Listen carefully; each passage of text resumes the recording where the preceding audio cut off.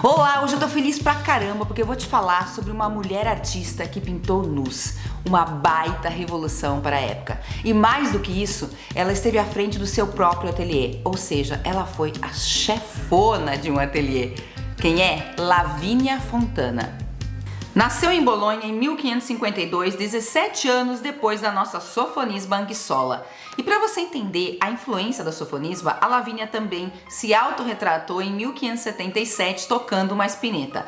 Mas se a Sofonisba e a Catarina, que a gente também já viu aqui no Top 100, já haviam feito retratos onde o personagem toca um instrumento, aqui a composição é bem mais complexa nessa obra da Lavínia. Primeiro, você vê que ela está numa sala e no fundo tem outra sala onde aparece um cavalete. Isso proclama que ela era uma artista, uma pintora.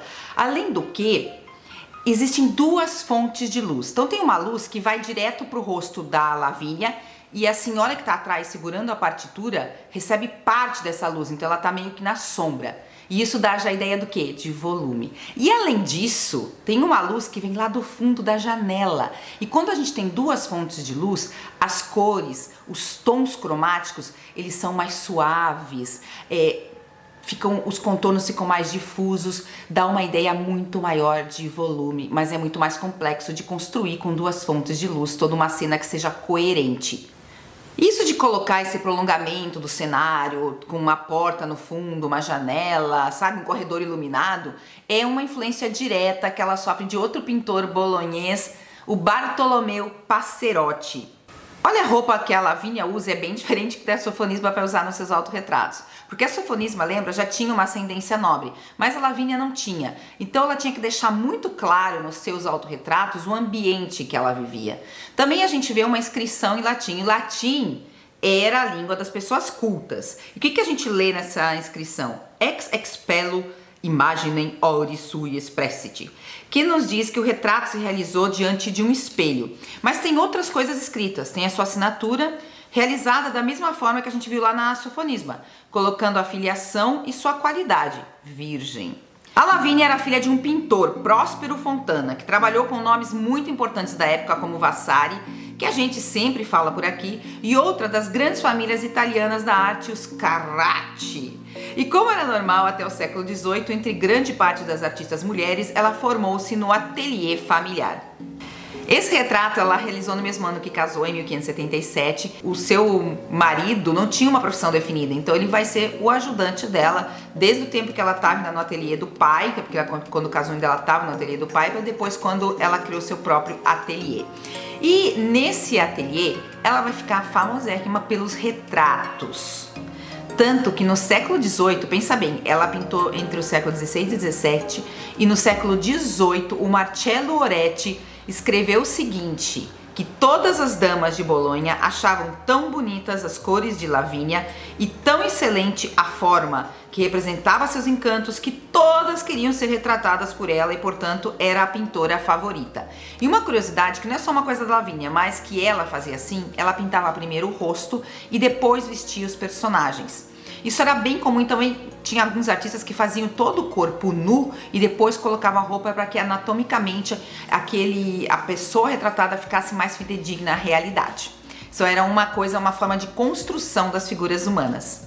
Ela ficou famosa, pelos retratos, mas pouco a pouco ela foi entrando em gêneros que não eram considerados femininos. Que a gente viu até agora que os gêneros considerados femininos eram naturezas mortas, retratos de pequeno formato, flores, miniaturas. Mas, gente, ela vai começar a fazer o quê? Retratos de grupo, paisagens e ainda começou a receber encomendas de telas de grande formato e de temática religiosa.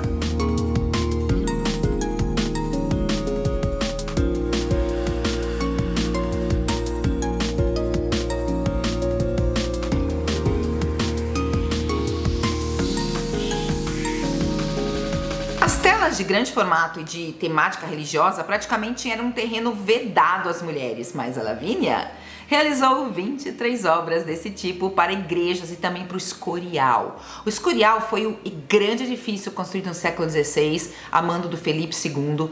Até hoje você pode visitá-lo, é um bate-volta perfeito desde Madrid.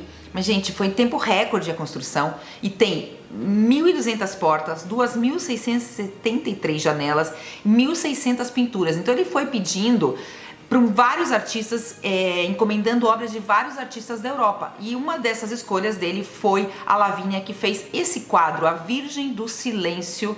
E a partir dessa encomenda, a Lavínia ganhou ainda mais fama. E lembra que eu falei que ela foi a primeira mulher a realizar nus? E por que era tão complicado para uma mulher realizar nu? Porque, gente, elas não podiam estudar anatomia, não podiam frequentar as aulas de figura humana, porque as pessoas que posavam estavam nuas, isso era vedado para as mulheres. Então acredita-se que a Lavínia estudou essa anatomia através do seu próprio corpo, do corpo dos seus filhos, e também através dessas pequenas estátuas que a gente vê nesse autorretrato que se encontra na Galeria Dello Uffizi.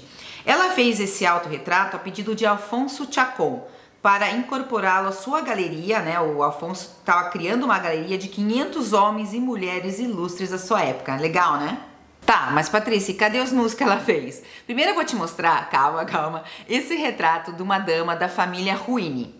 Tem um cachorrinho, lembra que o cachorrinho sempre está relacionado com fidelidade, as mulheres aparecem muito com cachorrinho, né? Porque elas são fiéis aos seus maridos e tá. Mas agora, um retrato que ela realizou um ano antes, muito mais sensual e escondido atrás de um tema mitológico, Vênus e Cupido. Provavelmente, gente, essa mulher pediu esse quadro, encomendou para dar para o seu marido. E a gente até vê mesmo que é a mesma mulher, além do rosto e tudo, que olha as joias, olha esse colar e as pulseiras de pérola. Mas tem um outro quadro de 1,40 m por 1,16 m, muito mais forte. Olha esse aqui. Marte e Vênus. E não é forte, a gente fala assim, ai, essa mão aí, né, do Marte que toca as nádegas de Vênus. Ele é muito mais forte por outras coisas, que sugerem o que eles já fizeram. Olha a roupa jogada na cama, o sapato virado, os símbolos meio fálicos, né, da ponta do escudo para onde está dirigido, da espada. E esse vaso que se vê no primeiro plano era usado para higiene. Então, após a higiene do quê? O que eles tinham feito aí para ter que se higienizar depois? Nesse outro nu, a gente vê novamente aquela janela ao fundo, a forma de compor a imagem. E eu vi esse quadro ao vivo no Prado, numa exposição temporária, e era impactante porque esse hobby transparente que ela leva é tão fino, tá tão bem construído, que a impressão que dava que se você respirasse mais profundamente diante do quadro, que ele ia se mover. E outra coisa também forte é esse olhar que diretamente pra gente, assim, e tão doce. Quando ela pintou esse quadro, ela já tinha mais de 50 anos, então provavelmente o rosto é da sua filha Laudômia, de 16 anos, que morreu nesse mesmo ano de 1605. E nesse ano de 1605 é quando ela se muda para Roma por causa de uma encomenda para uma igreja, uma pintura, e ela vai ficar em Roma até o ano do seu falecimento, 1614. E ela voltou a esse tema da Minerva nua numa encomenda ou num presente que ela fez para o cardeal Borghese. E por isso que esse quadro se encontra até hoje na Galeria Borghese. E esse quadro é tão bem construído que em alguns momentos ele foi atribuído a Tiziano, simplesmente Tiziano. Tá calor por aqui. Vocês viram tudo que a Lavínia fez? Gente, impressionante. Você vai valorizar ainda mais quando eu te contar que ela teve 11 filhos. Apenas 3 sobreviveram à adolescência e morreram depois dela, mas mesmo assim ela ficou 11 vezes grávida e fez tudo isso. Então vamos tomar como exemplo essa força, essa resiliência para aguentar esse confinamento. E eu vou deixando todo o meu amor para vocês aqui desde as Canárias, com aquele beijo no coração de cada um.